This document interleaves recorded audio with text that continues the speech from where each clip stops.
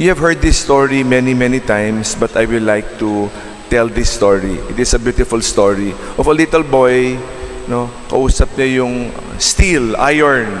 Sabi niya, ikaw ba pinakamalakas? Sabi ng bakal, hindi. Tinutunaw ako ng apoy. Pinuntahan niya yung apoy, kinuusap niya yung apoy. Sabi niya, ikaw yung pinakamalakas sa lupang ibabaw. Sabi niya, hindi. Pinapatay ako ng tubig. Kinuusap niya yung tubig. Sabi niya, tubig, ikaw ba daw pinakamalakas? Sabi niya, hindi. Pag hinipan ako ng hangin, matutuyo ako. Sabi ng hangin, tapos pumunta sa hangin, ikaw daw ang pinakamalakas na elemento sa lupang ibabaw. Sabi niya, hindi. Pag hinilangan ako ng bundok, hindi ako makakapasok, di ba? Sabi ng pinuntahan niya yung bundok, sabi niya sa bundok, ikaw pinakamalakas. Sabi niya, hindi. Yung tao, pinuputol yung bundok, ginagawang golf course, di ba? Yung bundok, pinapatag, no? Minimina, kinakwari, di ba? Sabi niya, hindi ako pinakamalakas. Pinunta niya yung tao, no? For a while, sabi niya, ikaw daw pinakamalakas sa lahat ng nilikha. Sabi niya, hindi. May hangganan kami, pinapatay. Pag namatay, wala na, di ba? Kinuusap niya yung kamatayan. Kamatayan, ikaw daw ang pinakamalakas. Sabi niya, totoo. Ako nga ang may last say hanggang sa dumating isang tao na matay. 3 days later, nabuhay. Siya si Jesus. Siya ang nagbibigay ng buhay na walang hanggan. Siya ang pinakamalakas sa lupang ibabaw. The story of the resurrection. We go back. We are now on the 5th Sunday. Babalikan natin, no? Nakakatuwa kasi yung linggo, nakakatuwa ang mga pagbasa. Naalala niyo yung unang linggo, yung 3 temptations of Christ. The second Sunday was the Transfiguration, a glimpse of heaven. Excuse me. Patikim ng langit in Mount Tabor, bundok ng Tabor, no? Mount Tabor. No? It is about death, but the focus is not Calvary, but the focus is in Mount Tabor. Kasi pag lagi ng kamatayan pinag-uusapan natin, Kalbaryo, tama, pero naalala nyo, hindi naman nagtatapos sa Kalbaryo eh. Nagtatapos sa langit, sa bundok ng Tabor. No? And then, the third Sunday was the beautiful story of the Samaritan woman. No? Not water that is stale, but water that is alive. Buhay ang langit. Buhay. Ang langit, napakaganda. No? Hindi yung langit na parang boring. Hindi boring. Ang pananaw natin sa langit, hindi boring. Ang langit ay buhay. Puno ng pagmamahal. Buhay na buhay. At yun ang ating pinopromote. Isang Diyos na buhay. Isang langit na buhay. Puros pagmamahal. Kasi parang ayoko dyan sa langit. Napaka-peaceful naman. Ayoko sa simbahan niya. Walang kabuhay-buhay. No? Bakit magsisimba? Tutulog lang ako dyan. Yung mga taong tutulog. Buhayin natin ang simbahan. Buhayin natin isa't isa. Buhayin natin ang langit. Dahil sa buhay na Diyos. The Samaritan woman was given living water. Buhay. Maging buhay tayo. Okay. And then the blind man, last Sunday, hindi nakakita. Sana makita natin ang kamay ng Diyos. And today, we have the dead man Lazarus. Patay at binuhay. No? Maraming klaseng kamatayan eh. No? Namamatay tayo sa sarili natin eh. Araw-araw namamatay tayo eh. Kinukwento ko a few Sundays ago, we all die eh. Yung buhok natin, nalalagas, no? Yung balat natin, para tayong ahas eh. Hindi na natin napapansin eh. But every day, we shed. We shed. Kaya kahit na maglinis ka naman ng kwarto mo, may alikabok pa. Dahil sa balat natin na unti-unti, the skin na nagiging alabok, no? So, we have to die to ourselves, no? We have to die.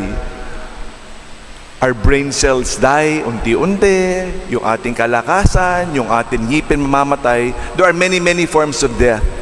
And then finally, we die. No? We die physically. Diba sinasabi natin, body and soul. Pag katawan lang, walang kaluluwa, anong tawag doon? Bangkay. Diba? Bangkay, walang kaluluwa. Pag kaluluwa lang at walang katawan, anong tawag doon? Multo, di ba? Pag sinama mo, buhay. Pag hiniwalay, patay. So kailangan natin, pahabang buhay, the body and the spirit are one. Once it separates, it speaks of physical death. We are dead. But the worst kind of death is the spirit is separated from the Creator, the Spirit of God. Patay na, no? Nahiwalay ka na sa Diyos forever. That is the scarier kind of death. There's another one in between that Patay ka na, nilimot ka na, wala na nagdadasal sa'yo dahil masama kang tao. Nilimot ka na. Kita mo yung mga santo, kita mo ang Panginoon Diyos, patay na sila, matagal na, pero buhay na buhay. Katulad ngayon, again, no? I always promote my love for Saint Francis. It is the 800th death anniversary of Francis of Assisi. That is why I wear the San Damiano cross na hindi ko nilabas ngayon. Nakalimutan ko ilabas kasi yung isa yung scapular rosary ko Kaya na hindi ko nalabas. So it is always, we remember the 800th death anniversary of Francis of Assisi. If you go to the Franciscan churches, you will gain plenary indulgence. No? So that is how beautiful death of somebody who we love. We will always remember. Kung wala nagmamahal sa'yo, kakalimutan ka na. Yan ang death. Patay ka na. Wala nakakalimot, wala nagdadasal sa'yo, walang bumibisita sa'yo sa sementeryo, wala. Nilimot ka na. Is another kind of death. But the worst kind of death is you are permanently separated from God. Yan ang kamatayan. Pero, yun nga. Pero ang pag-uusapan natin, hindi lang kamatayan. Ang pag-uusapan natin ngayon, na gusto ko bigyan ng pansin, kamatayan dahil sa kasalanan. Pinutol Dahil sa kasalanan, it is a glimpse of what it is to die permanently without God. So ngayon pa lang, kung tayo ay hiwalay sa Diyos at namatay ka, hiwalay ka kaya o buo? Diba? Again, on earth as it is in heaven. Kung ang buhay natin sa lupang ibabaw, hiwalay sa Diyos, malamang hindi tayo pupunta sa langit kung saan hindi tayo nakadugtong sa Panginoon. Hiwalay rin. So on earth as it is in heaven. Kung hiwalay ang espiritu natin sa Kanya ngayon, malamang pagkatapos nito, pagpunta natin, mamatay tayo, hiwalay rin. Is the permanent death. No? So yun ang kinakatakutan natin, the death of Christ. But I would like to talk to you about something even more practical, about dying. Living in this world without love. Living in this world without love. Parang patay ka na rin. Nagbubuhay-buhayan ka pa. Bakit ka pa nabubuhay dito sa lupang ibabaw? Kung puros galit, sama ng loob, wala kang inspirasyon. Anong klaseng buhay yan? Araw-araw bumabangon ka. Anong gagawin kong korupsyon? Anong pagnanakaw ang gagawin ko? Paano ako makapaghigante? Paano akong full of revenge, unforgiveness, hatred, anger? You call that life? Hindi buhay yan. That is death because of sin. We live in hate and not in love. Because of unforgiveness. May kausap ako, adopted. Adopted, di ba? Talaga naman napakahirap maging adopted. Kunyari, pinamigay ako ng nanay ko. Pinamigay ako, kunyari, di ba? Pinamigay ako. Yung tao na pinakamamahal ko, pinamigay ako. Nanay ko na yan, pinamigay ako. Sino pa magmamahal sa akin? Ikaw, mamahalin mo ko. Nanay ko nga, hindi ako minahal, ikaw pa. Sino tatanggap sa akin? Pinamigay nga ako Kaya, buong buhay, parang I do not belong. Because of that. No. Just like death today, this is how the gospel began. The gospel began, this illness does not end in death. This illness, this pagkaampon, itong cancer na to, itong pagkamatay, itong heartbroken, whatever negative word that is. Again, this illness is not to end in death. We replace the word illness.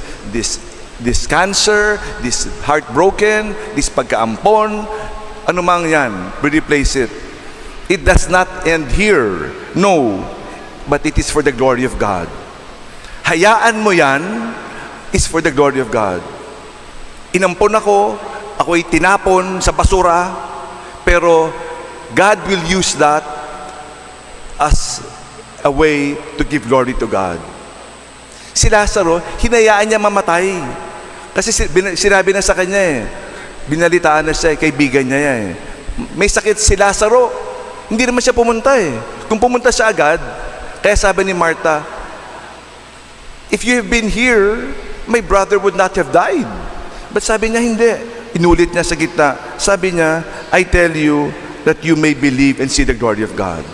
Hinayaan niya mamatay para pakita yung himala na bubuhayin ko yan. Huwag ka mag-alala, bubuhayin ko yan. So all our problems, all our negative things, everything, heartbroken, hiniwalayan ka, niloko ka, tinorotot ka, ninakawan ka, whatever that is, may cancer ka, inampong ka, lagay mo sa kamay ng Diyos and God will use it to glorify Him. If not, you will forever be dead. Because mangigibabaw, Lord, bakit ako may cancer? Bakit mo ako pinabigay sa ganyan? Bakit ako naging adopted? Bakit ako, if you'll use that, we will forever live here. Because you say, why? But if you see the hand of God, you will say, that's why it happened, to give glory to you. So yung corruption na yan, lagay mo sa kamay ng Diyos, one day, it will give glory to God. Yung presyo ng gasolinang yan, lahat ng yan, if you put it in the hand of God, it will is to glorify Him. It does not end in death. It believe it ends with the resurrection. Kaya sa mga nagbubuhay-buhayan, dahil walang pagmamahal, kawawa naman, no? Kawawa naman. That is why God is here. Sometimes, hindi sinasagot yung panalangin natin. Ang tawag natin doon, tatlo lang naman ang sagot Yes, no, or wait. Wait, it is called divine delay. How do you call it? Divine delay. Tulog na yata kayo See, how do you call it? Divine delay. It is not, He will answer us parang delayed lang, but it will come for a reason. He will say yes to your answer, we will say no because it is not good for you, it is not what is best for you. When He says wait, there is a reason why. And now, like last Sunday, I will like to play this beautiful song. Napakaganda ng kantang ito. I will like it to be flashed. Ang ganda-ganda pala, as a matter of fact, the words are so beautiful, it is a word directed to a person or to God Himself. But I think it is to God, no? Because of the beautiful words. Now, can we flash the song? Have I told you, wait, look, that's not the beginning. What is the beginning? Nope. Saan ang simula? From the very, very start. Have I told you lately I love you? What is the beginning? Hindi ba yun ang simula?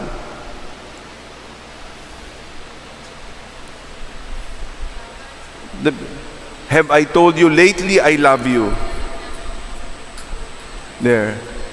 I will play the song once again. You know this song, you may sing with it. Have I told you lately I love you? Have I told you there's no one else above you? You know that song, right? Can you raise your hand who knows that song? You fill my heart with gladness. Take away all my sadness. Ease my troubles. That's what you do.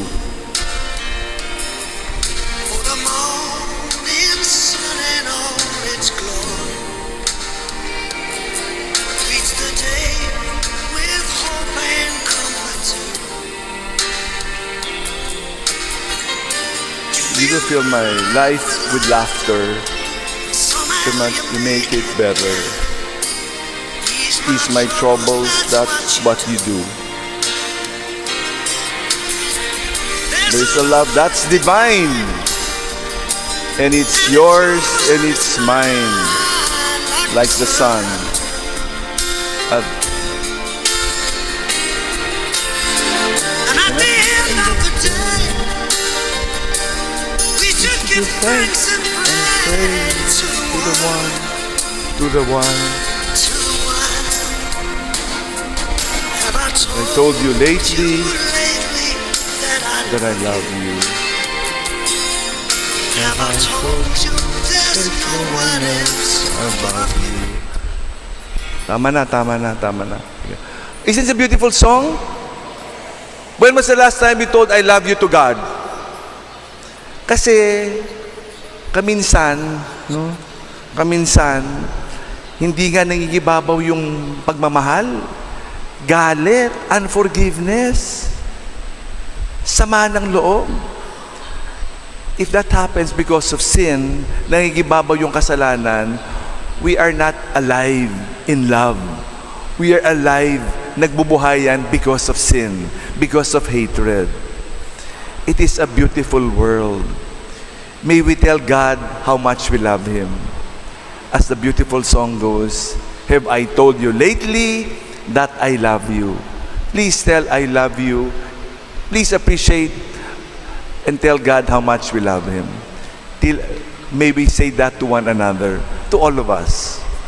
Because God is love. I love you. I love you.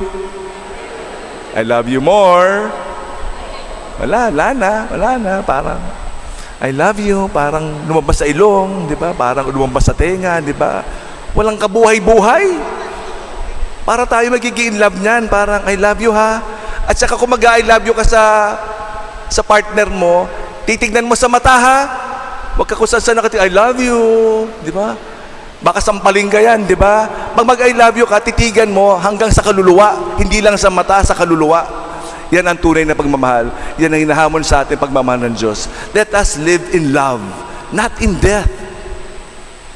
Let us keep that and resurrect the love of God in each and every one of us. I love you.